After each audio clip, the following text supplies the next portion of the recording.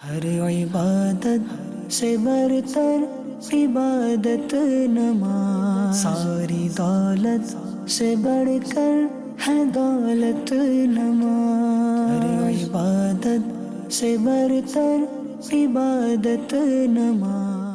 الحمد لله رب العالمين والصلاة والسلام على سيد المرسلين أما بعد فأعوذ بالله من الشيطان الرجيم بسم الله الرحمن الرحيم الصلاة والسلام عليك يا رسول الله وعلى آلك وأصحابك يا حبيب الله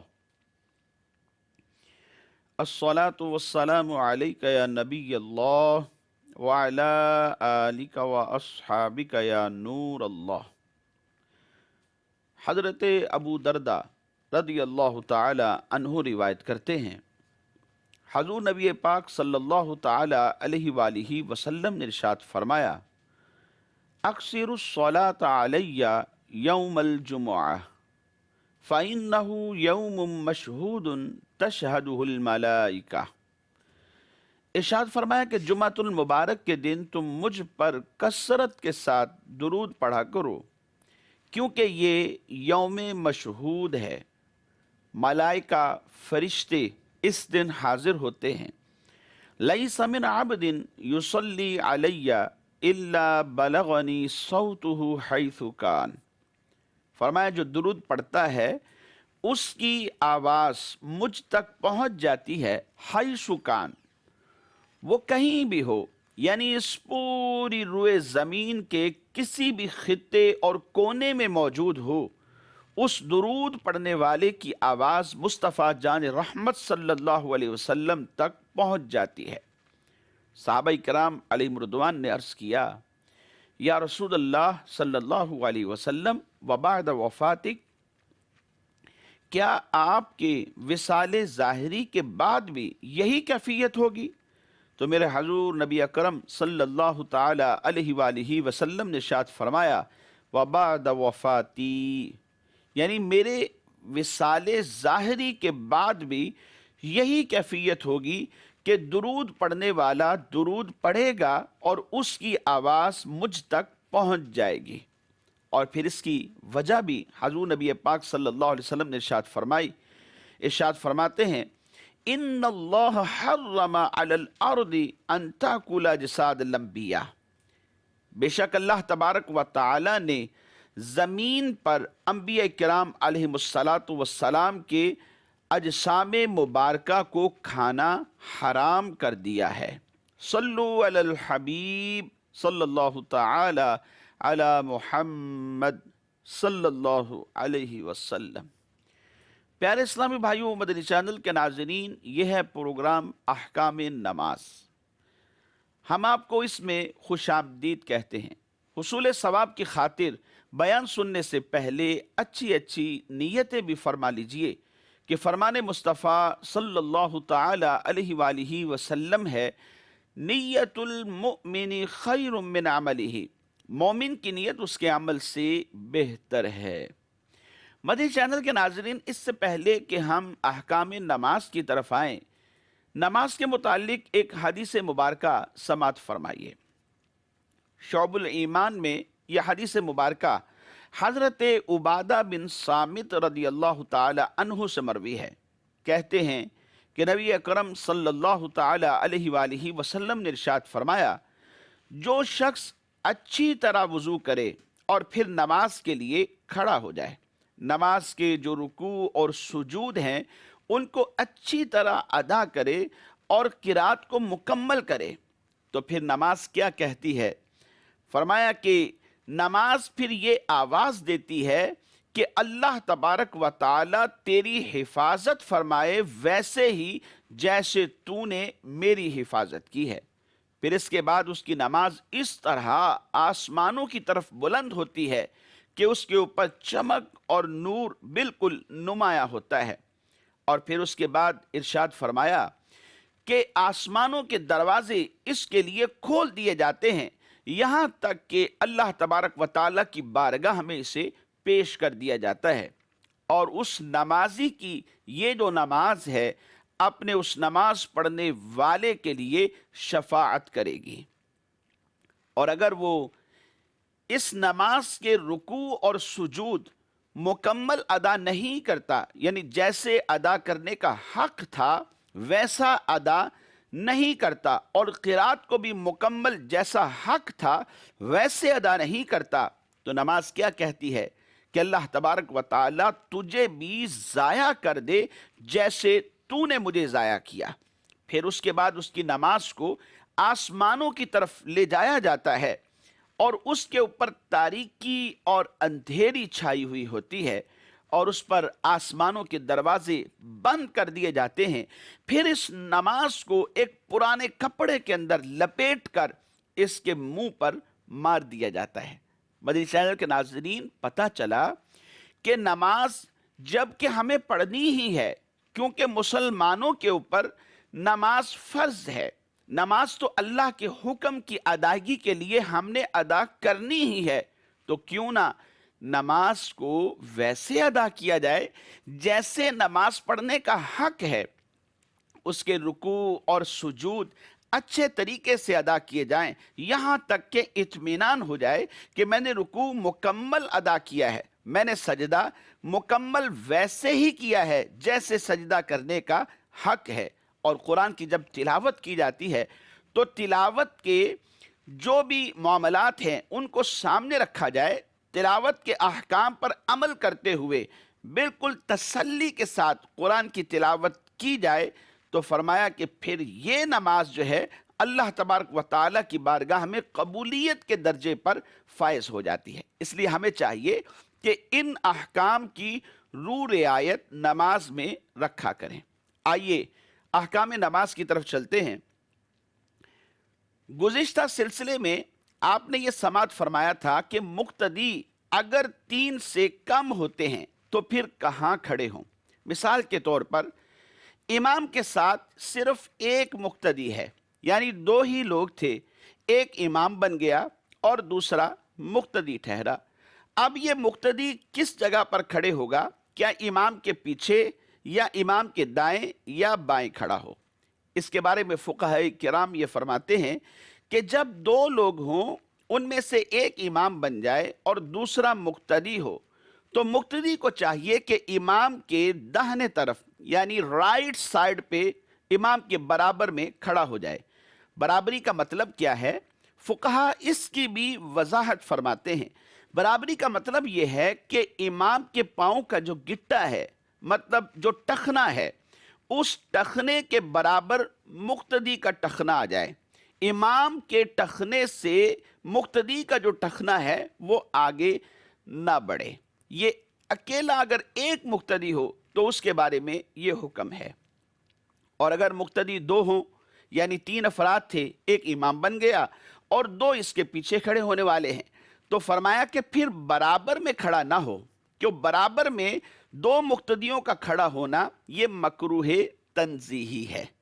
اس صورت کے اندر 2 مقتدی پیچھے، جیسے عام نمازوں کی مساجد میں صفیں بنائی جاتی ہیں، اس طرح صف بنا کر کھڑے ہو جائیں۔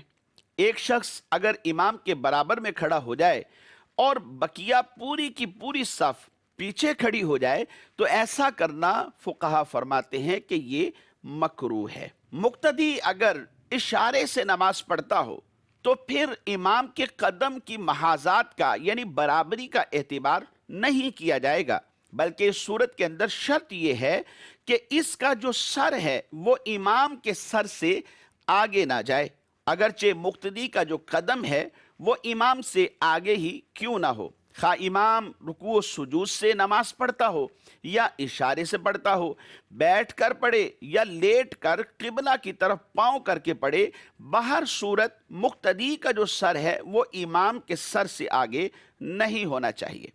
اور اگر امام کروٹ پر لیٹ کر نماز پڑھ رہا ہے تو ایسی صورت میں سر کے محاذات یعنی برابری کا بھی اعتبار نہیں کیا جائے گا، بلکہ حکم یہ ہوگا کہ امام آگے ہے تو مقتدی اس کے پیچھے ہو۔ پھر اس کے بعد ایک بہت ہی اہم مسئلہ اور بیان کرتے ہیں۔ دو لوگ نماز پڑھ رہے تھے، ایک امام اور دوسرا مقتدی بن گیا، بالکل امام کے برابر داہنی طرف کھڑا تھا۔ اب ایک اور شخص آتا ہے، وہ بھی اس جماعت میں شامل ہونا چاہتا ہے، تو وہ کہاں کھڑا ہوگا؟ اس کے بارے میں حکم یہ ہے کہ جب ایک نیا شخص آ جائے تو مقتدی پیچھے ہٹ جائے یا امام آگے چلا جائے، یعنی اگر آگے جگہ ہے تو امام آگے بڑھ جائے، اور اگر پیچھے جگہ ہے تو مقتدی پیچھے ہو جائے، اور وہ جو دوسرا آنے والا مقتدی ہے وہ اس کے برابر کھڑا ہو جائے۔ مقتدی جب ایک ہو تو اس کا پیچھے ہٹنا یہ افضل ہے بنسبت امام کے، اور دو ہوں تو پھر امام کا آگے بڑھ جانا یہ افضل ہے بشرطے کہ آگے جگہ اور بھی موجود ہو۔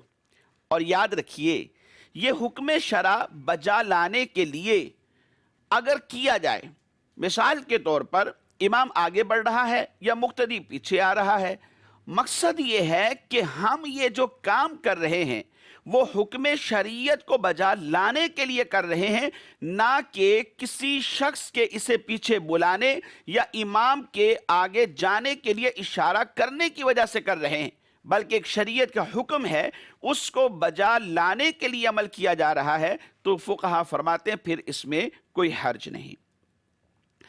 اگر صف میں مرد بھی ہوں، بچے بھی ہوں، خواتین بھی کسی صورت میں آ گئی ہوں، تو ایسی صورت میں صفوں کی ترتیب کیا ہونی چاہیے؟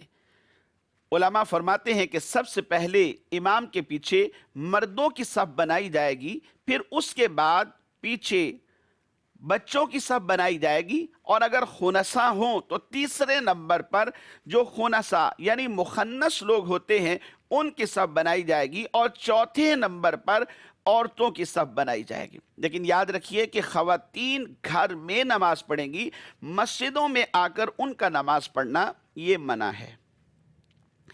ایک سوال یہاں پر یہ ہوتا ہے کہ اگر مسجد میں جماعت کا وقت ہوتا ہے، بسا اوقات کسی شخص کے ساتھ کوئی نابالغ بچہ بھی آ جاتا ہے، بچہ سمجھدار ہے، تو کیا اسے صف میں کھڑا کیا جا سکتا ہے یا نہیں؟ یعنی بالغ مردوں کی صف میں ایک بچہ جو سمجھدار ہے، عقل والا ہے، کیا اسے کھڑا کر سکتے ہیں یا اس کی صف بھی پیچھے ہی بنانی ہوگی؟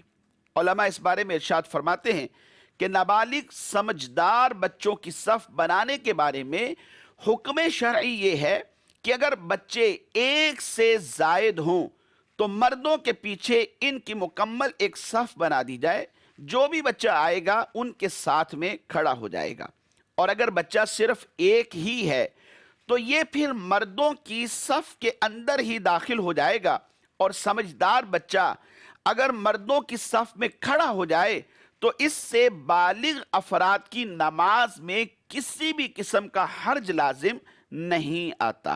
مدنی چینل کے ناظرین، جب صفیں بنائی جائیں تو کندھے سے کندھا ملا کر کھڑا ہونا چاہیے، بیچ میں کشادگی نہیں رکھنی چاہیے، سب کے مونڈے یعنی کندھے شولڈرز آپس میں ساتھ ملے ہوئے ہوں، صفوں کو سیدھا رکھنا اور صف میں مل کر کھڑا ہونے کے بارے میں جو حکم ہے حدیث مبارک میں ہے، حضور نبی پاک صلی اللہ علیہ وسلم نے ارشاد فرمایا، راسو صفوفکم وقاربوا بینہا وحاذوا بالاعناق فوالذی نفس محمد بیدہ انی لأری الشیاطین تدخل من خلل الصف کأنہا الحذف۔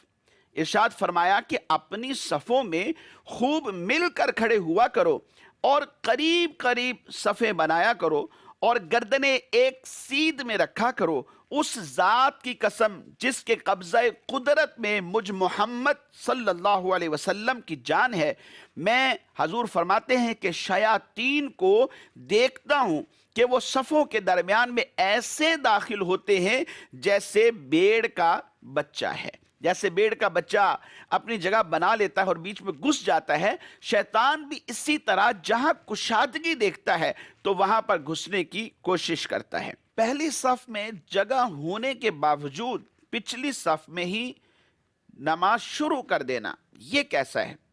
جماعت کے ساتھ نماز پڑھتے ہوئے اگر پہلی صف میں جگہ موجود ہے اور پیچھے صف ایک نئی بنا لینا یہ مکروہ تحریمی اور ایک ناجائز عمل ہے۔ لیکن ایسے بھی اگر کسی شخص نے کر لیا تو نماز اس کی ہو جائے گی، یعنی نماز کا اعادہ کرنا اس پر لازم نہیں آئے گا۔ اس کی وجہ یہ ہے کہ صفوں کو مکمل کرنا یہ واجبات صف میں سے ہے، نہ کہ واجبات نماز میں سے، اس وجہ سے اس کا اعادہ کرنا لازم نہیں آئے گا۔ لیکن چونکہ پہلی صف میں جگہ موجود تھی، اس نے پیچھے صف بنائی ہے، اس وجہ سے یہ شخص گناہ گار ہوگا اور حکم حدیث کا ترک کرنے والا کہلائے گا۔ نبی پاک صلی اللہ تعالی علیہ وآلہ وسلم نے ارشاد فرمایا، الا تصفون کما تصف الملائکۃ عند ربها، فرمایا کہ تم ویسے صفے کیوں نہیں بناتے جیسے فرشتے اپنے رب کے حضور صفے بناتے ہیں؟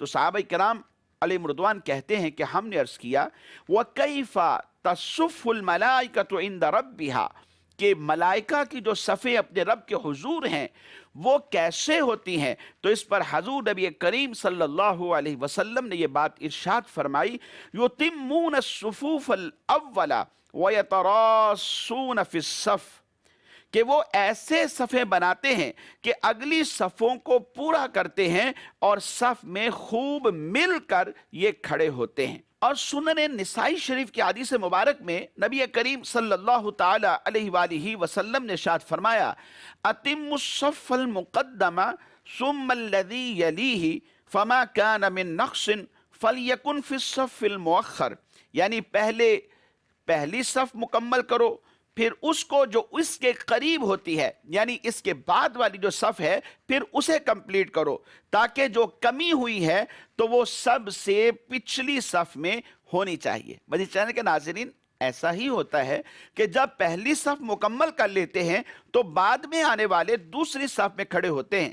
اب دوسری صف میں جگہ خالی ہے تو آنے والے اسے مکمل کر لیتے ہیں، پھر اس کے بعد جب نئے لوگ آتے ہیں تو وہ تیسری صف میں کھڑے ہو جاتے ہیں، تو اس طرح جو کمی ہوگی وہ تیسری صف کے اندر واقع ہو جائے گی۔ سیدی اعلی حضرت امام اہل سنت امام احمد رضا خان علیہ رحمت الرحمن اس صورت کے بارے میں ارشاد فرماتے ہیں کہ پہلی صف میں جگہ باقی تھی، پیچھے اس طرح صف بنا لینا یہ مکروہ تحریمی اور ایک ناجائز عمل ہے، ایسا ہرگز بھی نہیں کرنا چاہیے۔ لیکن مدنی چینل کے ناظرین، اگر کبھی ایسا ہمیں نظر آ جائے کہ پہلی صف میں ابھی جگہ ایک فرد کی موجود تھی اور ایک شخص پیچھے آ گیا ہے، اس نے صف بنا لی، پھر دوسرا آیا وہ بھی دوسری صف میں کھڑا ہوا، تیسرا آیا وہ بھی تیسری صف میں کھڑا ہوا، اب چوتھے نمبر پر ایک اور شخص آ گیا ہے، تو کیا اسے اس دوسری صف میں کھڑا ہو جانا چاہیے یا اگلی صف میں جو ایک فرد کی جگہ باقی ہے اسے مکمل کرنا چاہیے؟ اسی طرح اگر دوسری صف بھی مکمل ہو گئی، تیسری صف بھی مکمل ہو گئی اور اب چوتھی صف کے لیے ایک شخص آیا، اس کی نظر پہلی صف میں پڑ گئی اور وہاں اس نے دیکھا کہ ایک شخص کی جگہ خالی ہے، تو کیا اسے اس چوتھی صف میں کھڑا ہو جانا چاہیے یا آگے بڑھ کر صفوں کو چیرتے ہوئے جا کر اسے اپنی پہلی صف میں جو خالی جگہ نظر آ رہی ہے اسے کمپلیٹ کر لینا چاہیے؟ اس بارے میں فقہاء کرام یہ فرماتے ہیں کہ اگر فتنہ و فساد کا احتمال نہ ہو تو اسے چاہیے کہ صفیں چیر کر آگے بڑھے اور پہلی صف میں جو ایک فرد کی جگہ خالی ہے یہ اسے مکمل کر لے۔ صحن مسجد میں جگہ ابھی خالی ہے اور اوپر بالا خانہ میں چلے گئے، یعنی ابھی نیچے والے جو صحن ہے اس میں ایک دو صفوں کی جگہ خالی ہے یا چند افراد کی جگہ ابھی موجود ہے، پہلے ہی اوپر والی سٹوری میں چلے جانا، اوپر والی منزل میں جا کے نماز ادا کرنا، یہ کیسا ہے؟ علماء یہ فرماتے ہیں کہ صحن مسجد میں جگہ ہوتے ہوئے اوپر والی سٹوری پر جانا اور وہاں جا کر اقتدا کرنا یہ شرعاً درست نہیں، ایک مکروہ عمل ہے۔ یوں ہی صف میں جگہ ابھی موجود ہے تو پیچھے صف بنا لینا، کھڑا ہو جانا، یہ بھی ایک ممنوع مکروہ فعل ہے، بلکہ اگلی صف کو پہلے مکمل کیا جائے اور پھر اس کے بعد پیچھے صف بنانی چاہیے۔ مدنی چینل کے ناظرین، آئیے آج کے سلسلے میں ریکارڈڈ سوال شامل کرتے ہیں۔ جی سوال چلائیے۔ مفتی صاحب سے میرا سوال ہے کہ مغرب کی نماز کے بعد 2 سنتیں اور 4 نفل ادا کرنے سے صلاۃ الاوابین ادا ہو جائے گی نماز، یا پھر الگ سے 2 سنتوں کے بعد 6 نوافل ادا کیے جائیں؟ مغرب کے فرضوں کے بعد 2 سنت اور 4 نفل کے مجموعے کا نام صلاۃ الاوابین ہے۔ اس نماز کی بڑی فضیلت ہے۔